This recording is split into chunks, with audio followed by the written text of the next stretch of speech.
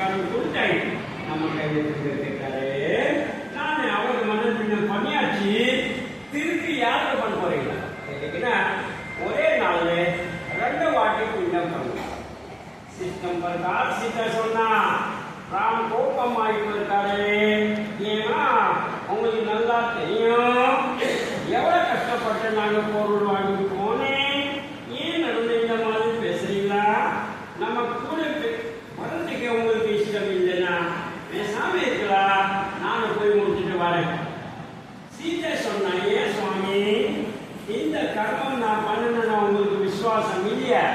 நாங்க முன்னாடி 5 பேர் சாட்சி வச்சு அவங்கள கண்ணு காரியம் பண்ணுனேன்.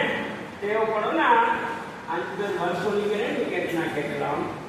ஐயா மார் இந்த ஒரு ஆள், துளசி ஆழ்வார். ராமர் கேட்க காலத்துல 4 பேர் போய் சொன்னாலே சீதா பிராட்டி அவங்களாட்டி சாப்பம் கொடுத்துருக்காரு.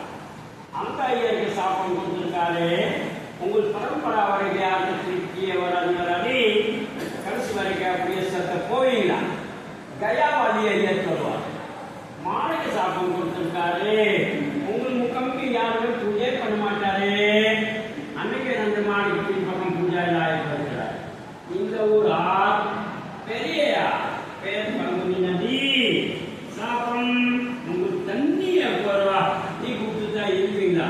மழை பெஞ்சு தண்ணி வரும் தாங்காது. இன்னைக்கு பாருங்க புள்ள போதா மறுநாள் பாதி ஆகி போடுவாரு, முன்னாள் நாள் தானே ஆகி போடுவார்.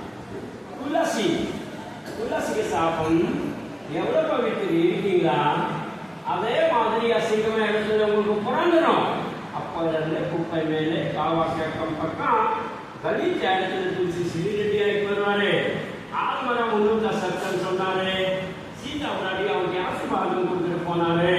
நீ எப்பவுமே பச்சை கலர் இருக்கீங்களா? அதுக்கு பேர் அக்ஷய் மட்டம்.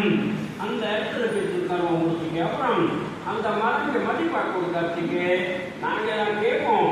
நீங்க தான் வாயில விட்டுட்டு போகணும். ஒரு காய், ஒரு பழமும், ஒரு இலை ஊருக்கு போய் கடைசி வரைக்கும் சாப்பிட்றோம். இங்க இருந்து எல்லாரும் ஆட்டோல ஏறி அங்கே வரணும், உட்காரணும். 32 பிள்ளை ஒருக்கணும். அப்பா, தாத்தா, முத்தாத்தா, அம்மா, பாட்டி, முப்பாட்டி, அம்மாவுடைய அப்பா, அம்மா